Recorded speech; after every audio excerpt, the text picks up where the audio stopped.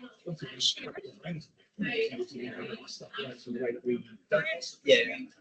So that's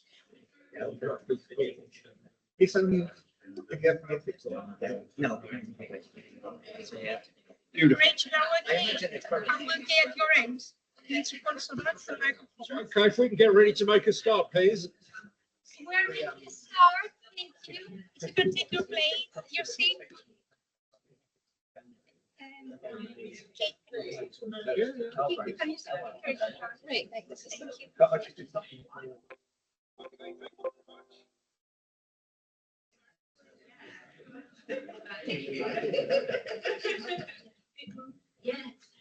We're under orders here because fines will be issued for late start. This afternoon we're going to talk about the motivations of hate crime. This morning we're looking at the problem, and just to welcome people who have never attended a conference like this before, you're very welcome, because conferences like this are sometimes daunting to appear at and to even be a part of the audience. What usually happens is there are roundtable discussions or panel discussions like this, or plenary sessions like we've just seen John deliver. And they're a great opportunity to interact with eminent academics in their field. And so very warm welcome to you, and thank you for coming along. So what happens here is each of our panelists will have 15 minutes to speak. As a part of telling them how much longer they've got left, I'll be making a gesture that indicates that they've got 5 minutes left, 2 minutes left, etc. And I'm sure they'll be making a gesture back to me, which probably indicates their displeasure. At the end of all this, I'll ask, after each speaker has spoken, I'll ask them to gather on the stage here, as it were, and then we'll get a chance for some questions and answers from the room itself and from online. And then we'll do our best to answer those. But our first speaker today is Kate. And we welcome you. Thank you. I'm very excited to be here today. Thank you very much. And thank you, Irene, for organising everything. And thank you for a brilliant plenary, John. Absolutely amazing. So my name's Kate. I'm a lecturer at the University of Reading. I'm looking at legal cynicism and online discourses around the men's rights activist movement. I'm going to go through something I'm working on at the moment, which is looking at how legal cynicism, which has traditionally been researched offline in neighbourhoods and within certain demographics and communities, to see how it works and whether we can conceptualise it online. And I come from a sort of legal linguistic background, so I'm using corpus linguistics in this, which I'm going to hopefully not bore you too much with. I've got a paper hopefully being submitted. Right, is listening. I don't know if he's online. It's imminent. If I do have to skip over anything, because I'm terrible for going over time, so I will be careful. Hopefully you'll be able to read it in my paper. So I know a lot of you probably know a lot about the men's rights movements anyway, from what I've seen from all your research, but it is relevant to what I'm talking about today to go through some of the historical background to this. So the men's rights movements in the US and the UK, quite an old movement really, starting in the 1960s and 70s in response to second wave feminism, and very much an offline movement with demonstrations, mobilization offline, what we would associate with collective action, getting together in person. Very much focusing on remasculizing men, celebrating masculinity in response to that second wave feminism, which was questioning that, and trying to unite in this idea of aggrieved entitlement and feelings of oppression that they were feeling in society. More recently, we've had the Fathers for Justice campaign. I don't know if some of you remember them, and they were dressing up in superhero costumes and getting to the highest buildings that they could find to make a point. And a lot of these groups were actually raising very valid issues around men's rights in terms of high suicide rates, custody battles, and possible bias in court, which is going to feed into some of the things we're going to look at today. Of course, everything changed with social media and the internet and online platforms, and what was connective action became collective action, and this idea, connective action, and this idea of networked individualism, where everyone's story mattered, the more emotional, the better. We have this idea of emotional contagion, where emotions get spread very easily online, and affective intensity, where algorithms also promote very emotional aggressive and offensive material online more than other types of material. These guys are part of this idea of the manosphere. I've done some research on this and how it links with the far right and the alt-right, which I heard that we have scholars here about that, so I'm sure this is all very familiar. And the men's rights activists very much fall into this category, but very loosely. It's all very interconnected. A lot of these groups overlap, and there's a lot of overlap between them. So I looked at some blogs where they were discussing a lot of this stuff around the legal system and legal cynicism ideas and bias perceived in the courts. 3 blogs I looked at: Return of Kings, now closed down and not available online. That was one of the most popular blogs in the men's rights activist movement at the time. Voice for Men, still going, started in 2009, so 16 years of this rhetoric out there to look at. And Chateau Artiste has actually stopped being updated now, but it's still available online, so the discourse is still there. And I looked at the men's rights subreddit on Reddit as well. So these were my kind of key data sources. And from looking at rape and sexual assault discourses online, I was able to make a corpus to analyse and find language patterns to see where some of it was being put across. For anyone who's not familiar with corpus linguistic techniques, we use software and tools and resources to find language patterns. And it offers this very nice combination of quantitative and qualitative analysis. It allows us to have this kind of data point into the discourse, which we can then go into in far more detail and really analyse some of the idiomatic language and the discourse and rhetoric that's going on between these people. So we can look at quantified and ascertained language patterns across corporate as well, so we can compare how these different platforms have different language patterns. And kind of looks like this. If anyone's interested, by the way, at lunchtime, I can go through this in a lot more detail. So I had a corpus relatively small, I have to say, of 122,000 words, which I looked at, found 25 most frequent words linked to the criminal justice system, and kind of did lots of different comparison across corpora, found raw frequencies, looked at how they're kind of normalized across the corpora to see how differences in the kind of users in these on these platforms put this idea of legal cynicism across. Different resources we can use, collocation, so that's the strength of the relationship between 2 words in a discourse, and word sketch, which gives you patterns of how words are modified. So I looked at this idea of legal cynicism theory, really a frame of how to view the legal system and how that's being transferred online. So I know many of you have kind of studied legal cynicism as criminologists. So the way I understand it, which I've not kind of come through the criminology background, so if any of this is questionable, you can certainly ask me questions about it. I'd like to know your idea about this. But it's this idea of engagement from the legitimacy of legal authority. Very much started in our current understandings of it, as far as I can work out, the Sampson and Bartouche study of neighbourhoods in Chicago, where they went around and asked about delinquency and criminality among different neighbourhoods and communities in urban areas in Chicago.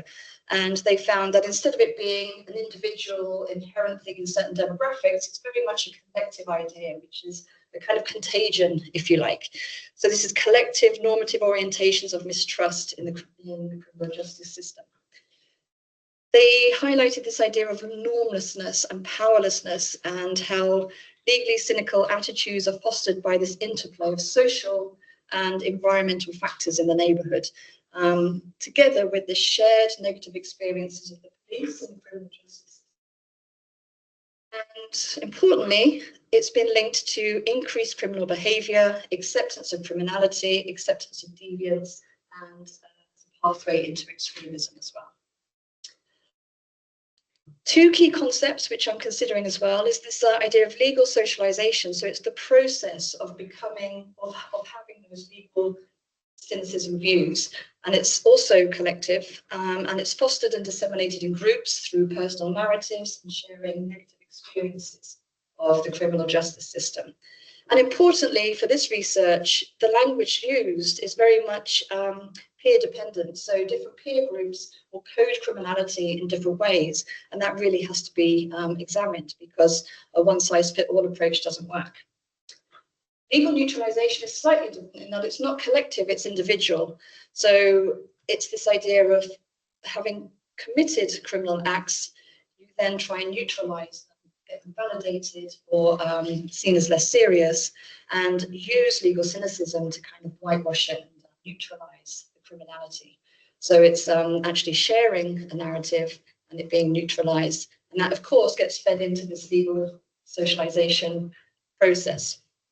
So I've been trying to put together this idea of this offline neighborhood community idea of legal cynicism and how that relates to the online context. So starting at the top, we got legal neutralization, where people are sharing experiences of having committed criminal behavior, using a very anti-feminist lens, false accusation rhetoric, very popular on these sites. Connective action, every story matters, is networked, and this emotional contagion idea as well. I'll skip through this because I've got my 5-minute warning already. But basically, not surprisingly, false allegations and false accusations are very strong in this corpus analysis. Importantly, though, the blogs were very different to the Reddit data. So the, not surprisingly, perhaps, Reddit's very much the personal legal neutralization there, because people are sharing their stories, but using all of the tropes from legal cynicism, and of course, capitalizing all that historic idea of legal cynicism and the distrust in the court system. There's some examples there. Again, I'm happy to talk about this when we have lunch, perhaps, but I'll show you example number 4. This is from Reddit. They're talking about a woman who's saying that she was raped at a party. Then there's kind of thread that goes through the Reddit online. So let her ass go to jail. Then we've got another kind of idea about false accusation. I'm not quite sure what that means. It's hard to read. And then immediately we've got this idea of legal cynicism being used to kind of whitewash it and as a foundation in that story there. So we've got legal neutralization very much being transferred into this idea of legal cynicism. Yeah. Okay, so false accusations, very, very common, leads into this idea of imperilment and powerlessness, getting validation by others. The context is that no concessions are made in the actual legal process. Evidence was used a lot, lots of ideas about fake evidence, fabricated evidence, evidential justice procedures being denigrated throughout. Lies, crime and trial also. And this idea of empathy, sympathy for victims who are accused. I'll go through this really quickly, but legal neutralization was a lot of the personal narratives, some of the source. Yeah. Specifics couldn't be discussed. My attorney told me that law enforcement was incredibly biased against me to a remarkable degree. So all sorts of things there. Hopefully the paper, if it gets published, will be in a lot more detail. So this idea of female privilege and the matriarchy, very much tapping into this idea of normlessness and powerlessness and the loss of patriarchal norms. So what do? We need to really tackle legal cynicism, because it really is a driver of not only sexual violence against women, but hate speech and misogyny on and offline. Criminal justice responses need to balance these online interventions with offline conscious raising, which I'm going to talk about in a second. And of course, legal cynicism is also stopping women from reporting because they have lack of faith in the criminal justice system to a certain extent. So any interventions that we try and implement have to take into account that as well.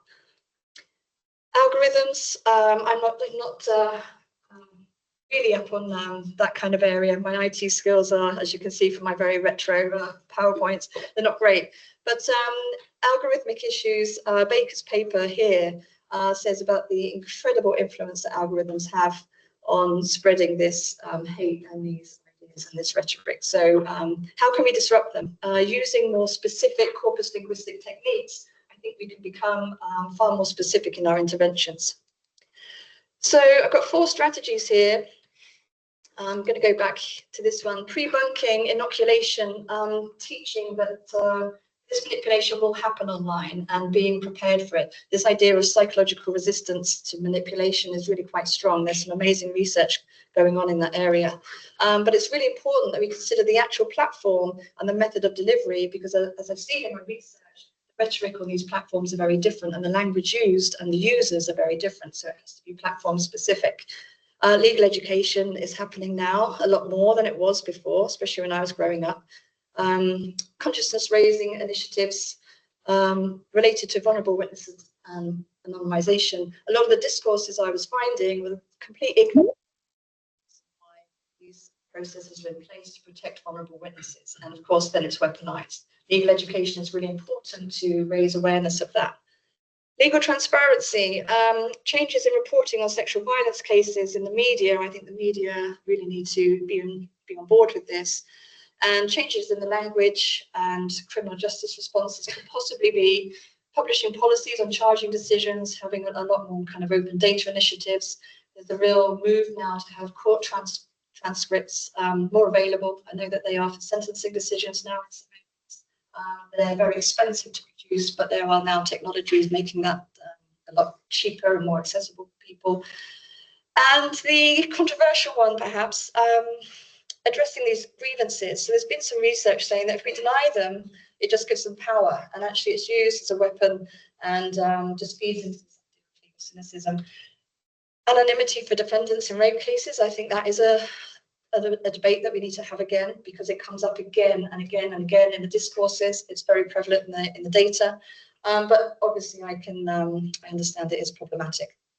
And relating this back to the model, there are certain areas that we could maybe use as interventions here. So very difficult to do much about the environmental factors, the internet, the emotional contagion, but pre-bunking, I think, would work there.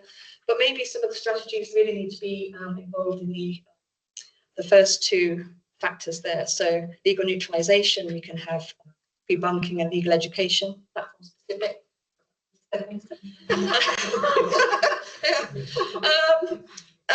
Legal transparency, you can read it there, and I'm happy to talk about it. Can I just say some really good work happening in this area. These organisations are doing really well. Thank you very much.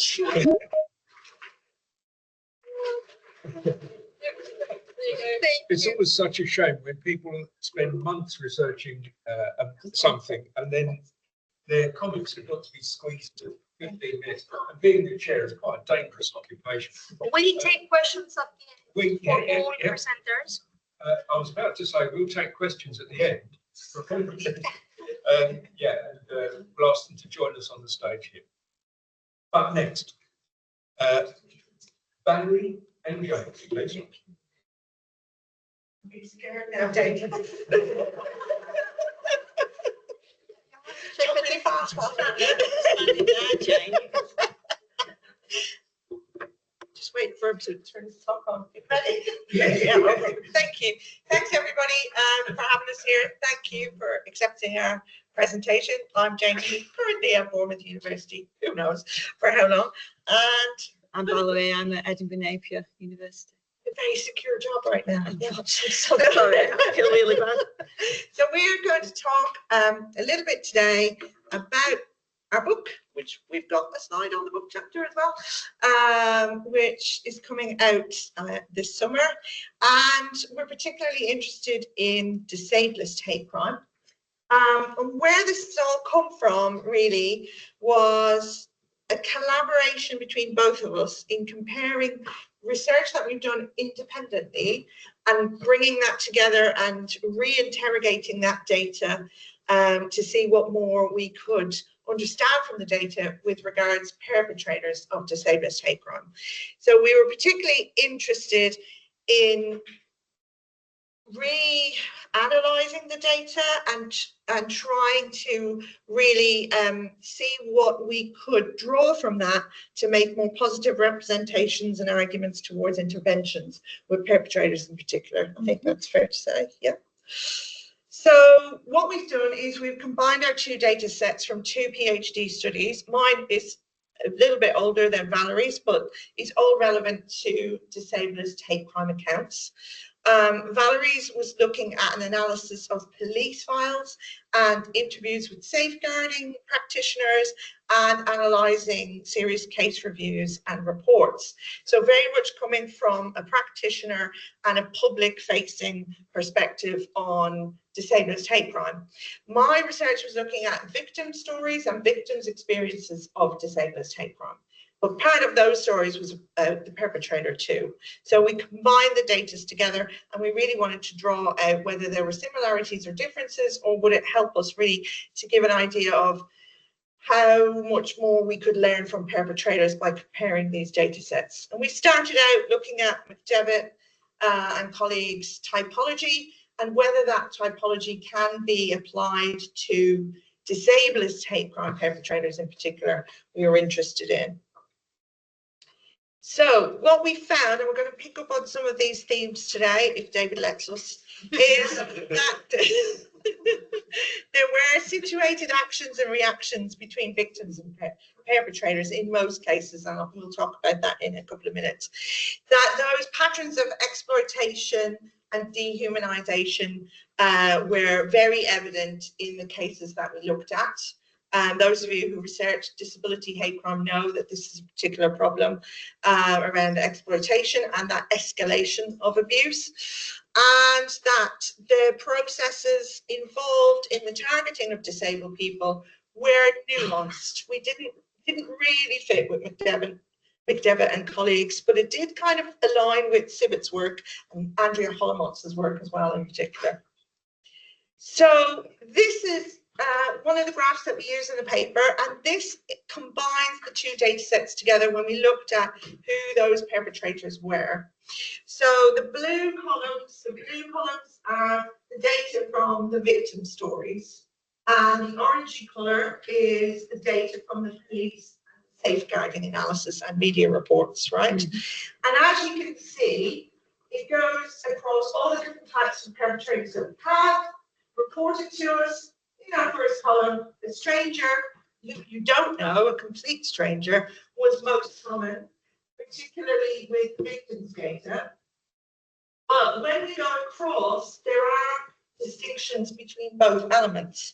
So we can see, for example, that in Friends, that was reported very little in the victims that I spoke to and surveyed, but came up a lot in the safeguarding and police cases that Valerie looked at.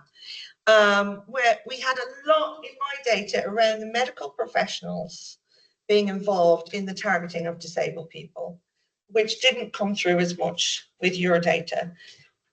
What it does tell us is the story that used to exist, that all hate crime is committed by a stranger. So when you don't know, it's not really the case, because yes, we've got big numbers here, but actually when we add all the rest up, we can see that it is relational. In most cases, we are talking about some form of relationship with those perpetrators.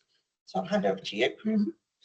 And yeah, thanks, Jane. This is just drilling down a little bit more just to show you the numbers, because they are quite stark. So in my police and safeguarding data, just 10% of strangers are people that were familiar strangers, not they were local users. Yeah. Whereas the victim data was almost, it was 64%. So that's quite a marked difference. And just to highlight, I wish I'd done what John did with the little red thing and put all the numbers.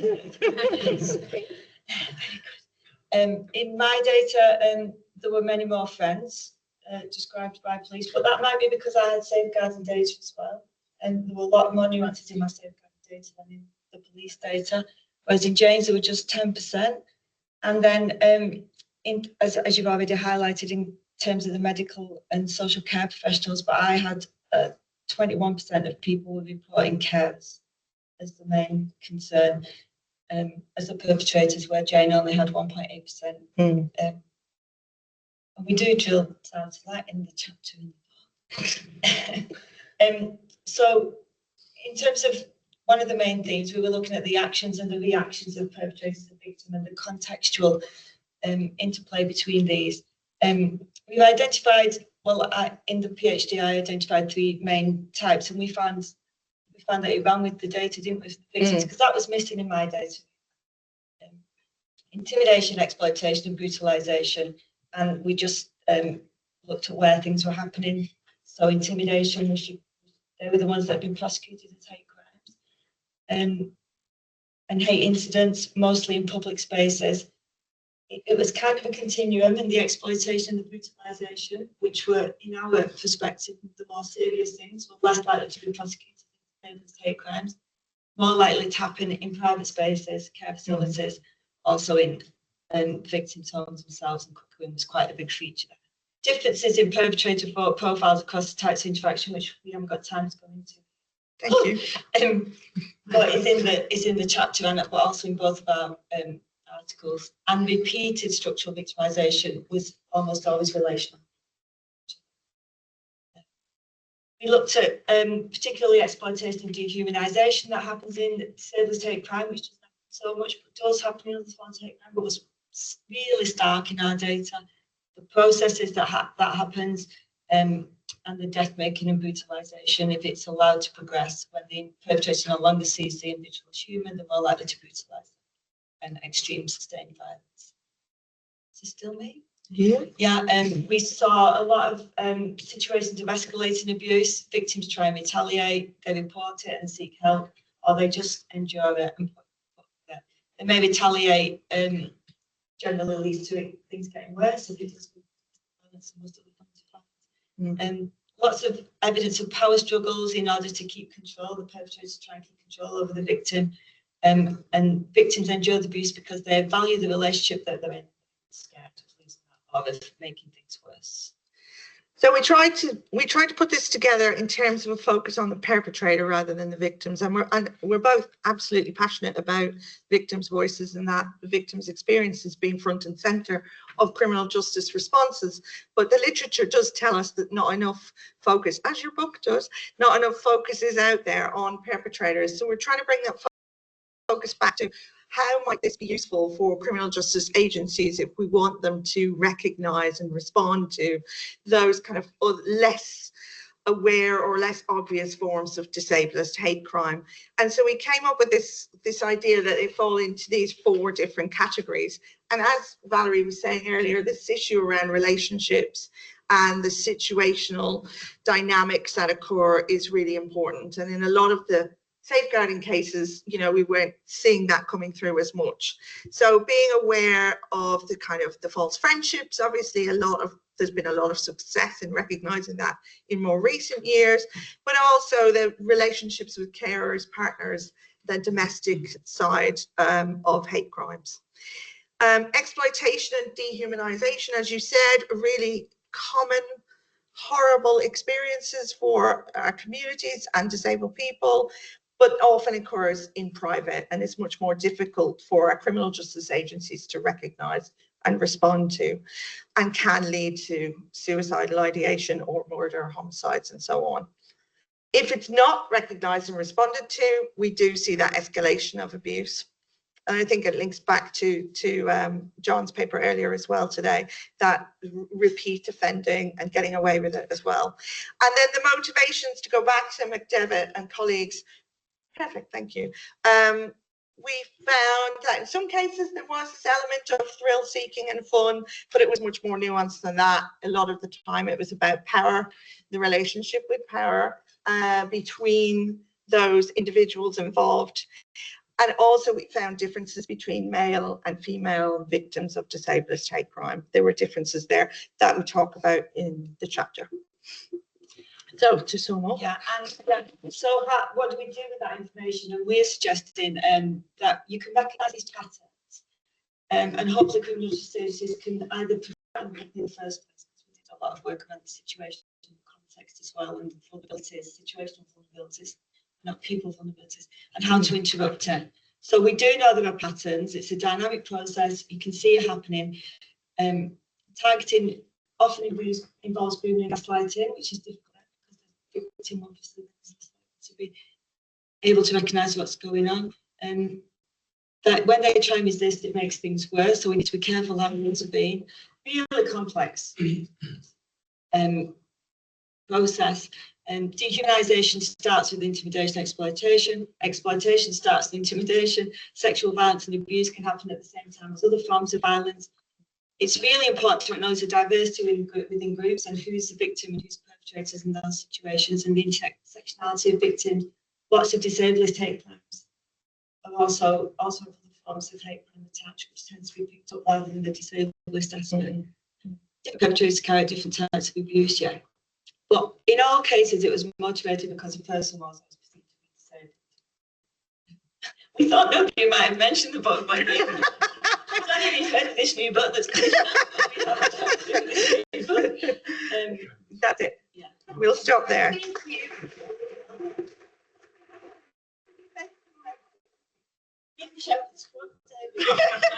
I need to Jane. It's funny, isn't it? Nobody mentions abuse of children.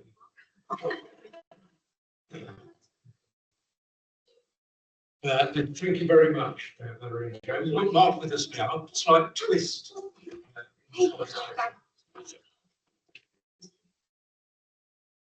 Okay, please, I'll just get going. The last time I was in here, I was a student at Oxford Law School, and I'm fairly certain I did an exam in here, which I actually think is a form of hate crime.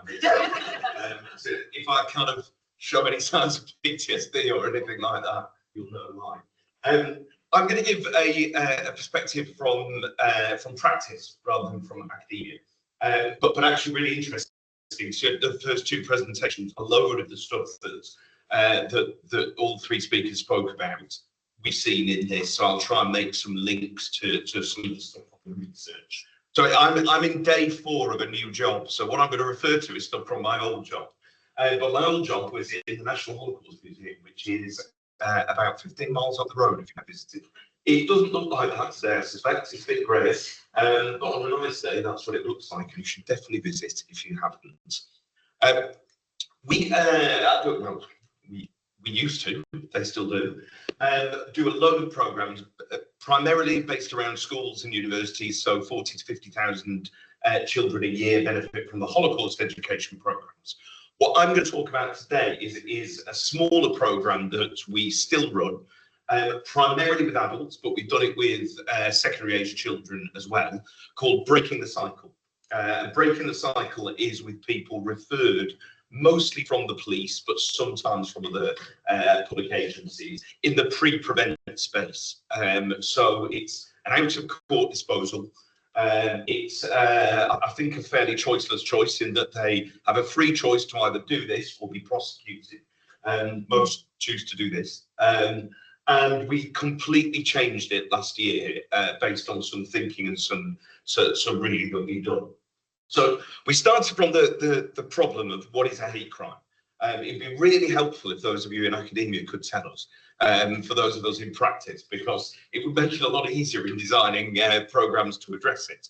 You know as well as I do, and I've written one of the book chapters, that there's no consensus on this. So we've not started with an academic consensus. We went to the CPS, and the CPS basically say that, as you'll know better than I do. So it's very, very subjective. And that's reflected in the type of people who come to the Breaking the Cycle programme. They are a whole range of people, some of whom absolutely we can work with, particularly if they've been guilty of an extreme verbal offence around racial hate crime. I think there are clear analogies with the Holocaust. Others, I do question the police's motivations in sending them to us. One gentleman came earlier in the year. He was in his mid-80s. He got in an argument with his next door neighbour. The police had turned up, and the gentleman had called the police officer a faggot, which he shouldn't have done. But I do question the relevancy of the Holocaust to that man. And I think about that person a lot in terms of the relevance of this programme to some of the low-level behaviours. So the old Breaking the Cycle, you can read there, you can read in the book chapter when it comes out, but very broadly, the participant would explain what they've done. We would try and come to some agreement, because you'll know as well as I do, there isn't always an agreement about what has happened, and there's never any agreement about the motivation behind We'd look at some contemporary myths surrounding a variety of groups, Muslims, refugees, Roma and Jews, and then we'd get on to the kind of the history bit of the programme, which focused on the state-sponsored violence, the kind of post-41 elements of the Holocaust, so ghettos, shooting pits, camps. It normally involved some element of the participants saying, but I don't see what this has got any relevance to me. I've done X and you're telling me about Auschwitz. And I have some sympathy with that. And then we'd look at a couple examples of contemporary legislation. So we were zipping all over the place. We were going into the history, we were going into the present, we were going from Germany, we were going to the UK. We were focusing exclusively on Holocaust victims, so they would meet a survivor. It was all over the place. And I think particularly if, as many of the people were who were in front of us, if they were the type of people who maybe had never visited a museum in their life, have very bad memories of school and formal education, this actually was a real barrier to them getting anything out of it, partly because we hadn't done the thinking behind it in advance. It's quite a small scale programme, so sometimes it was more than 20, but around 20 participants a year. Give or take 2/3 to 3/4 had done something in the racial hate crime space, but very few of those, partly because we're based in Nottinghamshire and there are very few Jews in Nottinghamshire, very few of them referenced Jews. Actually, interestingly, a lot of the people who had said something racial had been influenced by online tropes and conspiracy theory that didn't reference Jews, but were things like the Great Replacement theory, far-right things, particularly from the States. So they didn't recognise it as influenced by anti-Semitism, although it undoubtedly was. About 1 in 5 homophobic, and then I think that the victims are really interesting. So, yeah, give or take 40% knew their offender because they were neighbours. Another 20% were related to the offender and the victim, and then about 40% police officers. There were questions raised by that 40%. Real problems with this approach. So the main one is there's just a massive disconnect between what they have done, even if they accept what they've done, and the history that we're telling them. An enormous emotional, historical, moral even disconnect, too big, and we didn't bridge it. I think there are real problems about using well, I wouldn't use the phrase hate crime for the Holocaust, but a racial genocide as the historical example for things that are non-racial. I'm not sure there's a definite link there. I think meeting a victim because you've done something wrong is valuable, but only if you've understood the perpetrator's side of things first, and they didn't. We didn't look at the perpetrators at all. And we saw the Holocaust almost as either a black box, which was state directed, or as just an avatar, a meme for everything evil in the world, which is a problem with a lot of Holocaust education as well. And then I think real dangers, particularly if you start with myth busting, real dangers of appearing to moralise. So there were sessions where people would refuse to answer the myth busting section, and they just say, "I'll say what you want me to say." Now I have some sympathy with that as well. What they're trying to do is get in and out as quickly as possible, ticking the box so they don't get prosecuted. And I think that's a real problem with things that aren't dialogic but seek to moralise. So what we've done is we started again, and we've done a new approach, which is probably more controversial than the old approach, because we're centering the perpetrator. And the perpetrator is Houghton for Karl Niemann. Karl Niemann was one of the senior SS officers who was responsible for slave labour in Eastern Europe, so primarily in what is now Poland, but across the whole of Eastern Europe. He admitted his guilt and he was hanged after the war, unlike most of the people in his position. Karl Niemann's grandson grew up in Scotland, Derek Niemann, and he has spoken extensively about his family's history, to the point where half of his family won't speak to him anymore. You can Google, there are lots of YouTube clips of Derek talking about his family. They're really, really interesting, and he's an interesting guy. And we start from that italicized quote. So that is Derek. He slipped into a category of crimes that had he perhaps at the very beginning been shown where he would be going, he might have been a bit shocked. I think that is quite an understatement. What we're doing is we're onboarding the person in front of us to Carl Neiman, but we don't tell them where Carl Neiman ended up after 41. Certainly not what happened between 41 and 45. We start with Carl Neiman as a human being. And before we even start with Carl, we start with the person in front of us. So tell us, and this can take an hour. Sometimes it can take more. And what we're doing when we're listening to what they've done, we're interested in what they've done, but we, because we're funded by the police, have to accept the police's version of events. What we're more interested in is the motivations behind it.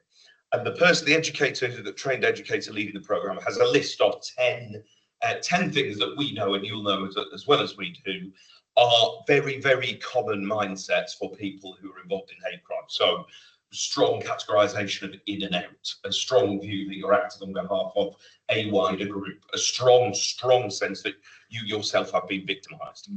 And we have it as a tick box. So the educator will just listen and say, look, I'm just going to make a few notes to make it work later on. And they'll tick. So if on here, a strong need for a sense of a lack of meaning, belonging and status. Almost everyone will have that. That's number 4. You just tick number 4.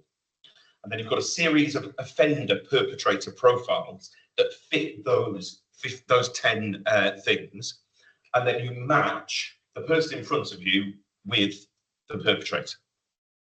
But what we're not looking at is the state-sponsored element of the Holocaust. We're looking at the societal attitudes that led to the Holocaust. So we start with, this is Carl Neiman. He's a family man, an ordinary man. He liked sport. He was nothing to do with the state, Nazi or otherwise, pre-33. He was an ordinary man, but he did extraordinary evil. And what we do is we onboard pre-33, so nothing to do with the Nazis. And we just take through what happened to Carl Neiman as he self-radicalized over the course of the 30s. And what we want the person to understand in front of us is, you're saying that you wouldn't run Auschwitz or run a slave labor camp, but so did Carl Neiman, and he said it in 1941, and about 6 months later, that is exactly what he was doing. So we're not saying you're going to do it, but we are saying that words have actions and that words have consequences, and that you might go and do that. And we know that because people who literally did go and do it said the same as you did. So what did we learn? First, adopt aims which are realistic and specific. I think the title breaking the cycle is quite problematic. I think disrupting the cycle or putting a small chink in your thought process of the cycle, not quite as trippy off the tongue, but probably more realistic. I don't think it's certain why a historical approach is more effective than other approaches. We've changed it so that as part of the onboarding process, we tell people why we're using the past, why we think that's effective. Individualize the history. Any of you who've had any kind of relationship to Holocaust education will know that you don't talk about the 6 million, you talk about individual victims with a pre-Holocaust history and for survivors a post-Holocaust history. So we should do the same for the perpetrators. These were ordinary people, just like the person in front of you. Evaluate the actions of the historical perpetrator. I've talked about that. Definitely start with the participant. Don't start with history. Don't start with Carl Neiman. Listen to the victim, but only after the perpetrator. So we don't have any footage of Carl Neiman, but if we did, we'd use it. Be specific about the pedagogy, teach, don't preach, and suggest solutions. So suggest ways of changing that mindset. And I put up there, I'm going to leave it up there so you can read it when I'm walking away. But Martin Stern is a survivor who, how old is Martin now? He's 87, working back from that. Was a child in 2 camps in Westerbork and Theresienstadt, grew up in Amsterdam. And Martin has started volunteering on the programme last year. At the age of 86. Martin came to this country and became a senior NHS surgeon, and he approaches it in a really interesting way. He approaches it as a doctor. He's trying to diagnose a pathology in the mindset of the person in front. Now, Sometimes that doesn't work, and I love that. Be prepared for spectacular failures, and there have definitely been spectacular failures. People walking off sides, people refusing to engage. But there have also been spectacular successes with this new approach as well, where people really have understood, actually, we're not saying you're going to shoot someone into a pit. We're not saying you're going to run a ghetto. What we are saying is that the people who did that said the same thing, and that society allowed them to say it, and that society legitimised the Holocaust. And our society, while imperfect, is not the society of 1932. It doesn't legitimise it, but you might be in a part of society that does legitimise the things that you're saying, and you might think they're okay. And if we can just give you one little sense that other bits of society don't think it's okay, and we're not preaching at you, we're just disrupting the mindset, then I think we're doing a useful task for our own society. So I'll leave it there. Can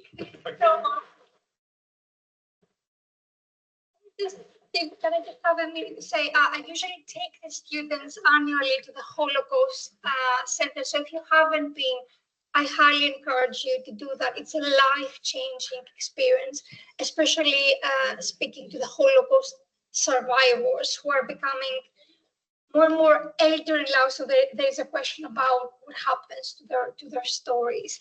Okay, let me start. And we have Nicole. Now, this is one of those moments, if you ever watch Eurovision, where you're waiting for the scores from the Helsinki jury and nothing comes through. But fortunately, thanks to our technical director in the back row. So, in a moment. Is Nicole muted? Can you unmute Nicole?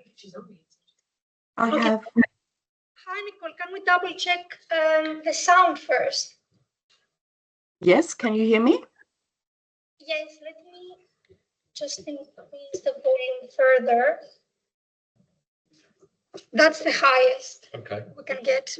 Can you say something, Nicole, please? Hello, everybody. That might be too loud.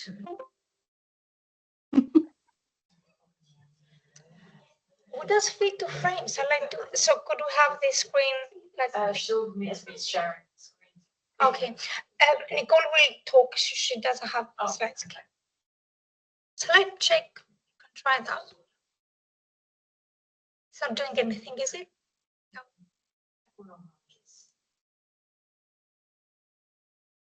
That's fine. We can leave it like that. Yeah. Yeah. Okay. Nicole, the floor is yours. Thank you so much.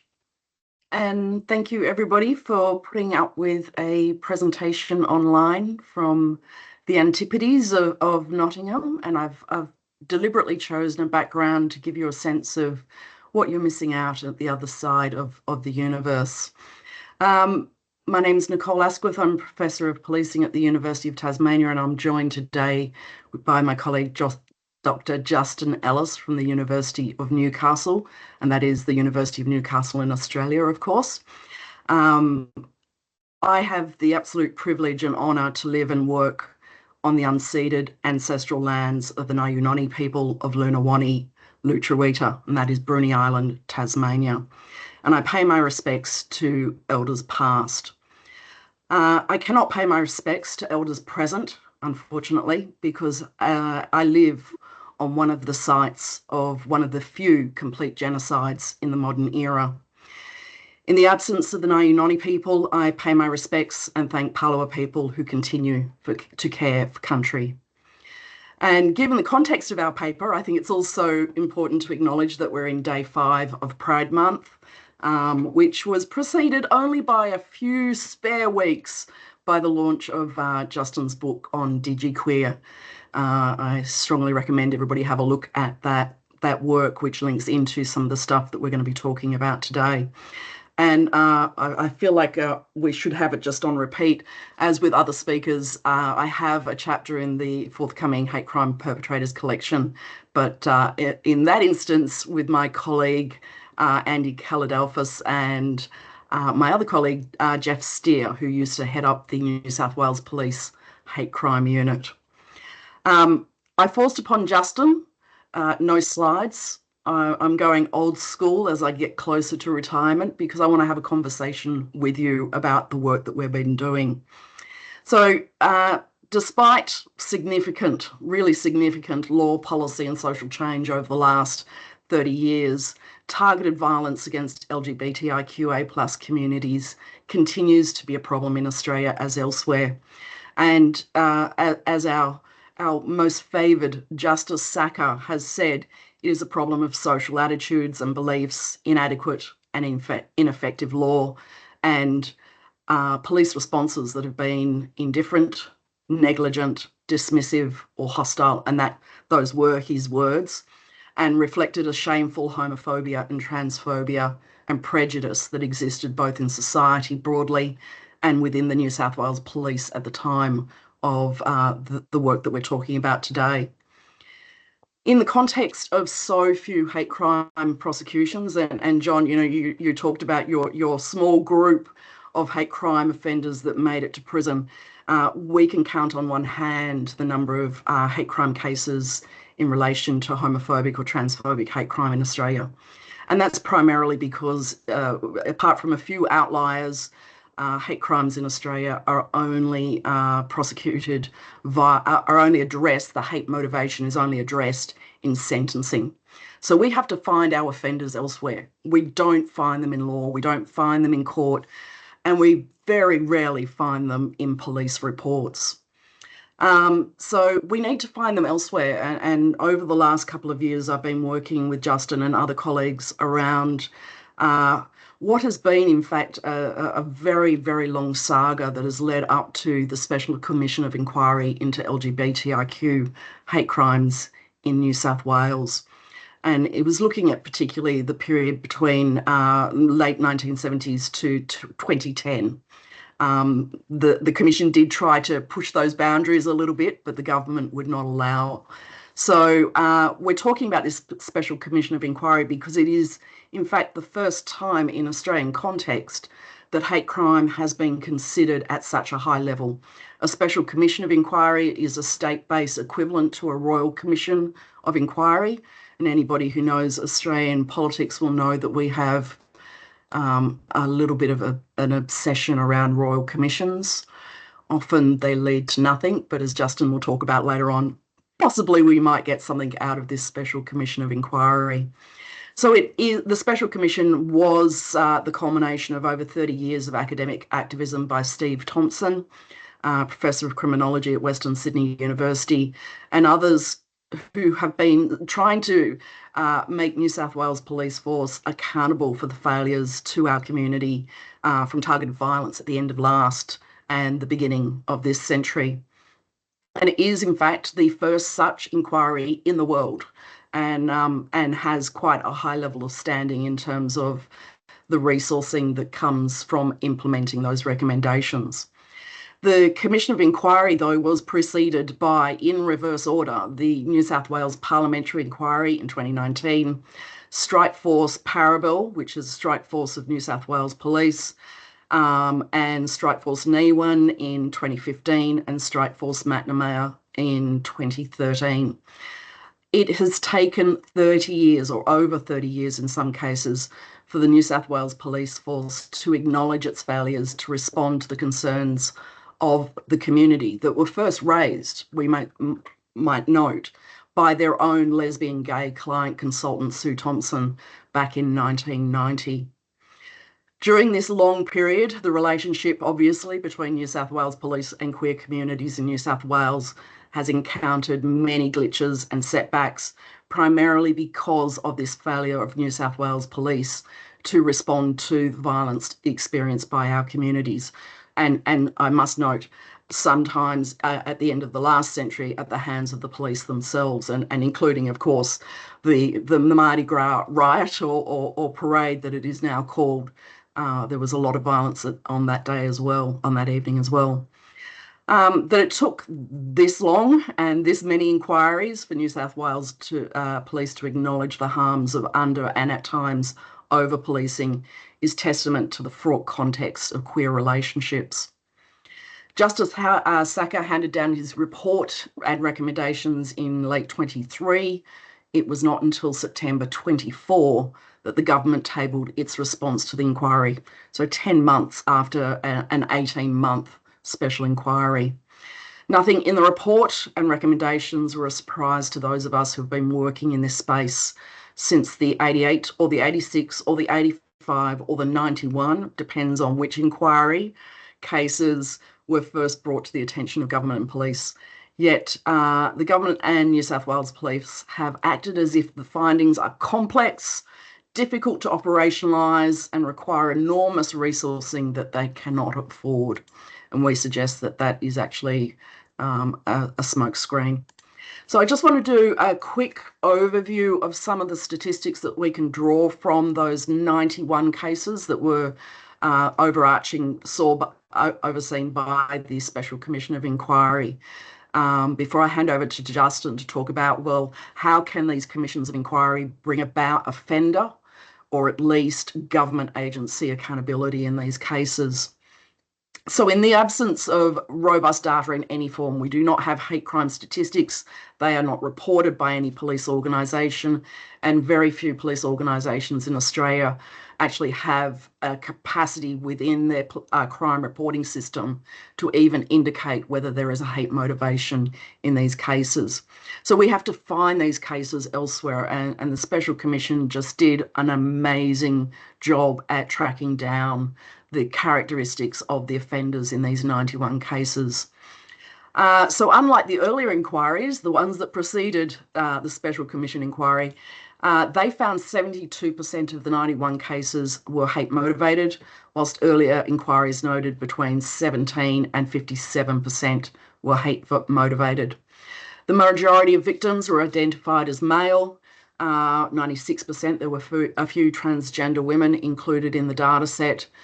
They were primarily aged between 26 and 45 years, most of whom clearly identified as LGBTIQA+, even in the very early days when that was not so such a safe thing to be out.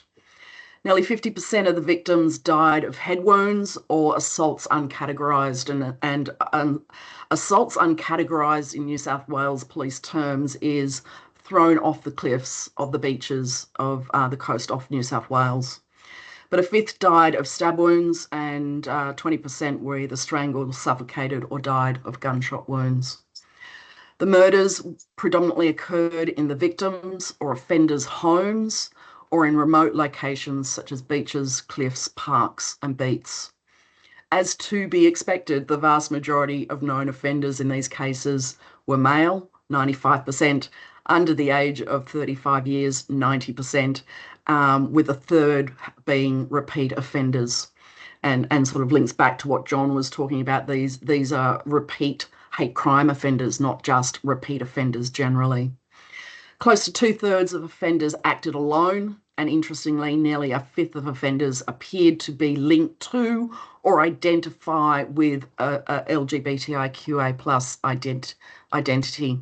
And Thompson suggests that these cases, these outlier cases of what appears to be internalised homophobia, that a third of those cases, the offender asserted a homosexual advanced offence, which was available at the time those cases were, those murders were committed.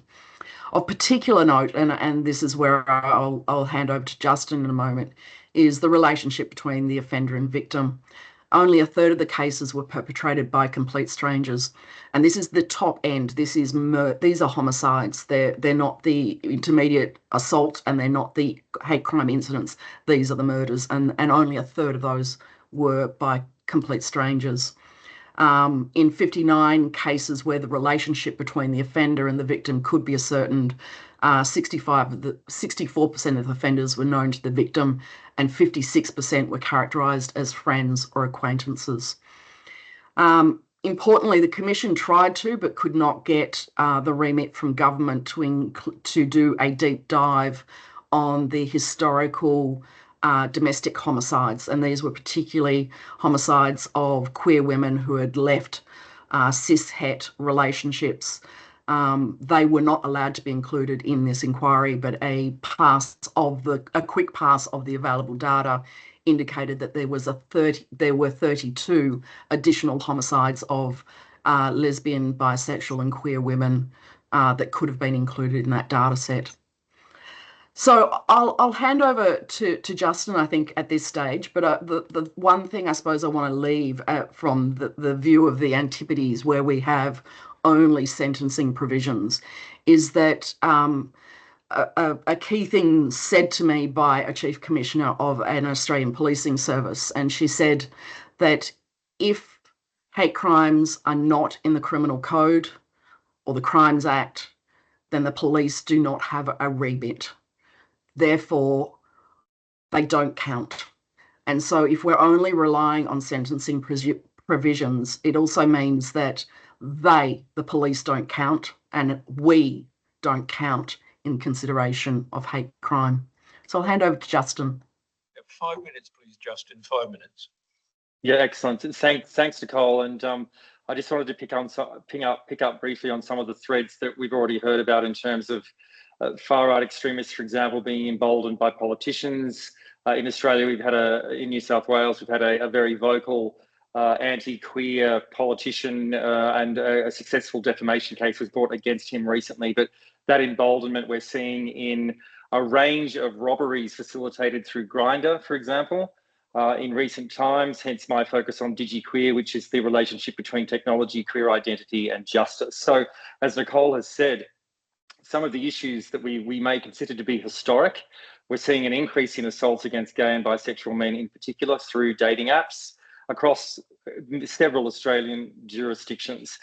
So the more things change, the more they stay the same. And so, as Justice Sakar said, we've got an attitudinal problem. Positives in terms of what's happening in police responses to some of those robberies. We definitely have the police coordinating with queer health agencies, for example, to get safety messaging out in a timely manner. I know, because I've been appointed to the Community Consultative Committee, the police response to the Sakar inquiry, that the police, compared to say 30 years ago, are taking things seriously and they're prosecuting. But as Nicole said, they're prosecuting for robberies. We are yet to know in what ways they may have identified the bias-motivated element of those crimes. If they've plead, then there may have been no acknowledgement of the bias-motivated element of the crime at all. So we're none the wiser in terms of documenting those issues. As Nicole has said, one thing that we're seeing is this push for third-party reporting, because if we can't rely on official police data, then the community needs to take data sovereignty back. And Nicole was instrumental in doing that in the 1990s with the Gay and Lesbian Anti-Violence Project. So we're seeing that across a range of different states. There's a push also at the federal level. So let's see how that goes in terms of enumerating bias-motivated conduct. But I think I've got 1 or 2 minutes left. One thing that the Special Commission, or the police response to the Special Commission of Inquiry is doing well, is investing in DNA, more up-to-date DNA technology, reviewing exhibits, for example, and we know that the New South Wales Police Force have benefited significantly from increased funding. And I think one of the points I like to make in this space is that a rising tide lifts all boats in this era of a whole range of complex challenges in terms of identity and groups that are being targeted and conflated through that targeting. The New South Wales Police Force, through the Special Commission, will benefit everybody in New South Wales, and through knowledge transfer, hopefully everybody across the country. That's something that I like to emphasise in a period where we're getting, increased sharing of grievance and the targeting of a range of minority groups. The other thing we're seeing here with online conduct, we've got a voluntary dating app code of conduct. So Grindr, for example, and Tinder and other dating app organisations will be self-reporting by the end of 2025. We've also got a range of other legislative reporting parameters underway by the federal government, also by the end of 2025. So in Australia, outside of legal responses to bias-motivated conduct, we will hopefully have more data from digital platforms that will help us get some clarity about what we're seeing in relation to hate against queer people. So what I might do is wrap it up there and saying that yes, while we're dealing with bias-motivated conduct at sentencing in most Australian jurisdictions, we remain uncounted, as Nicole has said. So, as I said, watch this space with third-party reporting, voluntary codes of conduct, and also legislative requirements for digital platforms to report on how they're combating issues of entrenched discrimination and hate on their platforms. Thank you. Thank you. We are ask our speakers to sit at the front, please. Okay. Okay.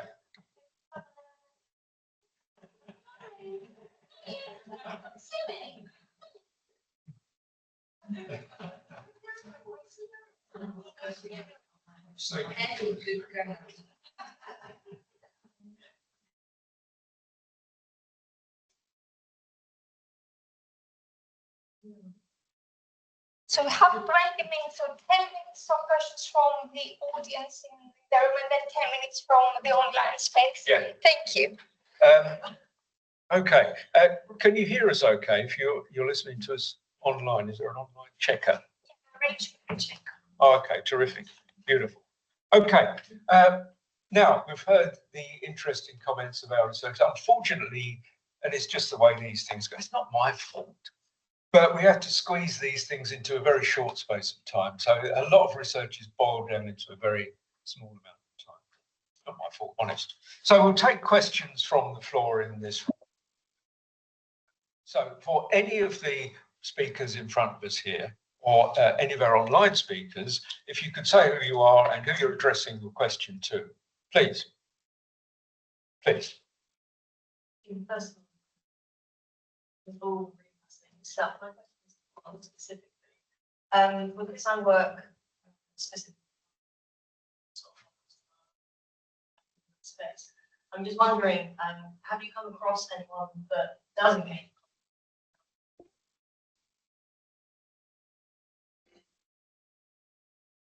I think my honest answer is on the far right, the Holocaust glorification is more of an issue than the Holocaust denial. So if you think to the picture of the 6th of January on the Capitol building, the T-shirt says 6 million wasn't enough, Camp Auschwitz. It's that more than the pure denial. And then you have elements of inappropriate comparisons of the Holocaust with other international issues. But it's certainly